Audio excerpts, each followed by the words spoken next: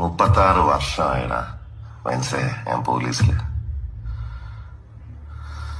ഇതിനിടയിൽ പുറത്ത് അറിയുന്നതും അറിയാത്തതുമായ പല ചെറ്റത്തരങ്ങളും ഞാൻ ചെയ്തിട്ടുണ്ട്. പക്ഷെ അതിനൊന്നും എനിക്ക് ഒരു റിഗ്രറ്റും ഇല്ലടാ. 2 ദിവസം കഴിഞ്ഞ് ഞാൻ ഡിപ്പാർട്ട്മെന്റിൽ നിന്ന് റിട്ടയറായി DYSP മെഡലും വാങ്ങി ഇറങ്ങുമ്പോ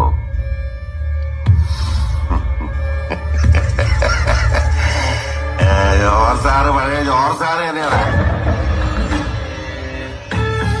നീ ആരെയാണ് ഈ പേടിപ്പിക്കുന്നേ എന്നെ?